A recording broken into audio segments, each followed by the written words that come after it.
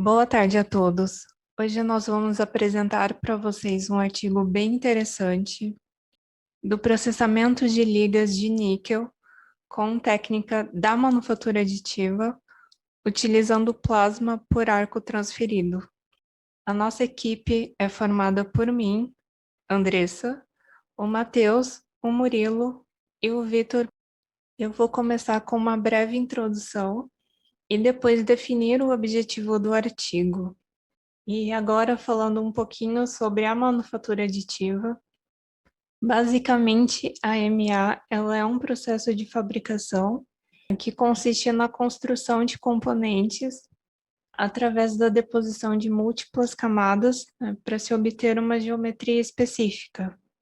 E como a gente já viu nas nossas aulas e nessa imagem que está aqui, geralmente se utiliza um laser para fazer a fusão do metal de adição e fazer essa deposição de múltiplas camadas, né, dos cordões de solda. E agora falando sobre o objetivo do artigo. O artigo visa avaliar o potencial da técnica de deposição, só que ao invés de eu usar o laser, como eu mostrei aqui na figura anterior, o artigo propõe usar o PTA, plasma por arco transferido, que a gente já estudou também nas nossas aulas. Então, eles vão utilizar esse processo para a produção de paredes finas, de aproximadamente 2 milímetros de espessura, utilizando superligas de níquel. Para isso, 2 ligas de níquel serão utilizadas e as condições de deposição vão ser avaliadas quanto ao impacto na geometria e na microestrutura das paredes finas construídas pela sobreposição dos cordões. E agora o Matheus, ele vai dar continuidade à apresentação. Agora eu vou falar sobre as deposições. Então, como nós vemos na imagem, nosso sistema para deposição por manufatura aditiva ele é constituído por um equipamento de PTA e a movimentação da tocha plasma durante a deposição é auxiliada por um braço robótico. Então, nesse sistema foi utilizado um eletrodo com 3,2 milímetros de diâmetro, com um recuo também de 3,2 milímetros. O gás utilizado para proteção e também para o transporte do material de adição foi o argônio, e o substrato, que é a superfície, foram chapas de superliga de níquel com 150 milímetros de comprimento, 8 milímetros de espessura e 50 milímetros de altura. Então, com relação aos parâmetros, eles buscaram uma condição de deposição que fosse capaz de produzir cordões lineares finos, com uma espessura final próxima de 12 milímetros.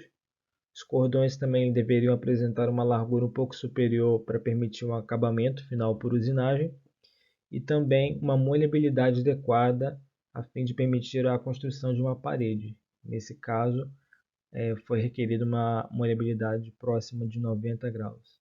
Então, os estudos eles tiveram início com a deposição de um único cordão e a partir dele foram analisados os resultados em relação à geometria produzida e posteriormente se buscou parâmetros para a deposição de 3 e 5 cordões sobrepostos. E os parâmetros de deposição avaliados foram corrente de soldagem, taxa de alimentação e velocidade de soldagem.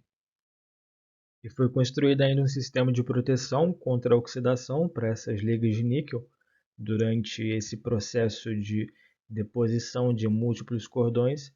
Então, conforme nós vemos na imagem, nesse sistema o argônio ele é injetado através desse tubo, mantendo aí uma vazão de 15 litros por minuto durante esse processo. Eu vou falar agora rapidinho sobre os testes que eles fizeram para definir quais são os parâmetros que vão te dar uma parede boa dos cordões. Então, basicamente, eles testaram aí várias camadas de cordões sobrepostos, né? Fizeram vários testes para definir quais seriam os parâmetros que vão te dar uma parede boa. Aqui é a metodologia ali, tudo que eles usaram na metalografia e tal, perfil de dureza, como é que eles traçaram ele, não vou entrar em muitos detalhes. Então, a seleção dos parâmetros. Primeiro, eles fizeram um teste utilizando o método da precipitação, certo? Para a criação dessa parede. Fizeram os cordões e tal sobrepostos. E eles foram variando esses parâmetros aqui embaixo. Eles variaram a corrente de soldagem, taxa de alimentação e a velocidade da soldagem. E aí, basicamente, a corrente da soldagem, se você bota ela muito alta, você vai fundir muito material. Se você bota a corrente muito baixa, você vai fundir ele pouco. Taxa de alimentação, velocidade que entra o aditivo. Se você aumenta muito ela, você vai ter cordão muito largo. Se você deixar ela muito baixa, você vai ter pouco material, às vezes pode descontinuar o cordão. E a velocidade de soldagem, a velocidade que a solda vai passando. Se ela for muito alta, você tem irregularidade dos cordões. Se você tiver ela muito baixa, o cordão pode ficar muito largo. Então, essa parte da precipitação, eles descobriram que eles definiram os parâmetros, eu vou mostrar depois ali o range. Eles descobriram que para você ter a parede melhor, é melhor você deixar os cordões mais finos, se sobrepondo. Se você tiver os cordões muito largos, a parede não fica boa. Depois eles fizeram o mesmo teste, utilizando agora a solução sólida, ao invés da precipitação. Os parâmetros ficaram parecidos, exceto que agora você tem a molhabilidade maior dos cordões, e essa molhabilidade maior faz com que você precise menos corrente e mais velocidade de soldagem nos parâmetros. Então você precisa passar corrente menor e aumentar a velocidade que a solda passa para você ter a parede boa. Aqui são os valores, não vou entrar em muitos detalhes também. São os ranges que eles encontraram para ter a parede boa, certo? Combinação dos ranges, você aumenta um, você tem que diminuir o outro, certo? Digamos que você passe a solda rápido, você precisa ter uma taxa de alimentação que acompanhe essa solda rápida e uma corrente que consiga fundir aquilo a tempo. Então, um conversa com o outro sempre. Depois eles fizeram também um outro teste, pré-aquecendo o material. Para precipitação, esse pré-aquecimento ele não mudou muita coisa, mas para a solução sólida ele melhorou ainda mais a molhabilidade dos cordões, e isso acabou gerando um aumento na largura dos cordões com o mesmo parâmetro. Então eles tiveram que aumentar também a velocidade de deposição sempre que você fizer o pré-aquecimento, para você fazer essa compensação. Essa parte dos parâmetros é basicamente isso, agora o Victor vai dar continuidade. Bom, lembrando as premissas iniciais dos cordões, eles devem apresentar uma largura um pouco superior para permitir o acabamento final por usinagem, né? A molhabilidade deve ser adequada para permitir a construção de uma parede. E o artigo ele iniciou o estudo com a deposição de um único cordão, sendo então analisados os resultados em relação à geometria produzida. E posteriormente buscou-se parâmetros para a deposição de 3 e 5 cordões sobrepostos, analisando a corrente de soldagem, a taxa de limitação e a velocidade de soldagem. Bom, agora sim, falando sobre a análise dos cordões em si, a morfologia dos cordões é controlada através da seleção de parâmetros de posição e é verificada visualizando a continuidade dos cordões, a variação de altura e de defeitos. Bom, essa análise do artigo ela iniciou com a aplicação de um ensaio não destrutivo com líquido penetrante, buscando a identificação de defeitos. Porém, não foi indicado a presença de trincas passantes pelos cordões depositados. A análise das características de geometria das paredes identificou a necessidade de remoção de material para a formação das paredes retas nas duas ligas em quantidades semelhantes, onde na liga endurecida por solução sólida sem pré-aquecimento, a espessura total ficou de 3,8 mm com espessura efetiva de 2,3 mm, e na liga endurecida por precipitação com espessura total de 4,2 mm com 2,8 mm de espessura efetiva.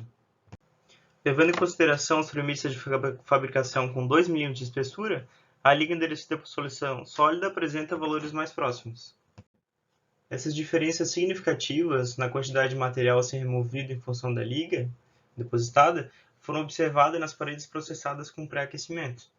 Essa diferença de comportamento está associada à melhor molabilidade dos cordões. E aqui nessa imagem a gente pode observar as seções transversais das paredes processadas, nos 5 cordões na imagem A por liga endurecida, por precipitação, e na imagem B por liga endurecida por solução sólida. Bom, na sequência foi feita uma análise detalhada da microestrutura dos primeiros cordões, obtida pela microscopia eletrônica de varredura. Na liga por precipitações, se obtiveram precipitados o titânio ao longo de toda a seção transversal da parede, tanto na decomposição de cordões com e sem o pré-aquecimento, como a gente pode observar na imagem abaixo.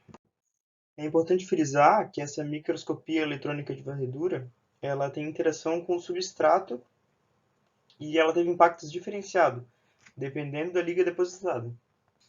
E ainda assim, na sequência, foi feita uma análise por espectroscopia de energia dispersiva desses precipitados e sugeriu que são compostos em sua maioria por titânio e carbono, e também molibdênio, o que indica a presença de precipitados de carbonetos desses elementos nas formas MC e M23C7. Podemos observar na imagem que a utilização do pré-aquecimento aumenta o patamar de dureza correspondente aos 2 primeiros cordões da parede construída com a liga endurecida por solução sólida. Consequentemente, uma vez que essa temperatura não é alta o suficiente para alterar o ciclo de solubilidade e precipitação dessa liga, a gente vê a necessidade de se aplicar um tratamento térmico após essa deposição, para ser feita a uniformização das propriedades conforme o projeto. Então, com base nesse estudo, nós podemos concluir que as deposições por manufatura aditiva de superligas de níquel, utilizando o plasma por arco transferido, são capazes de criar paredes com pequenas espessuras próximas a 2 mm. As temperaturas de pré-aquecimento também ajudam a produzir paredes com menor variação de geometria, o que reduz desperdício de materiais, e a utilização de ligas dissimilares durante deposições está sujeita a fenômenos de difusão entre ligas, o que promove uma variação nas propriedades ao longo das deposições. Então essa foi a nossa apresentação e nós agradecemos a atenção de todos.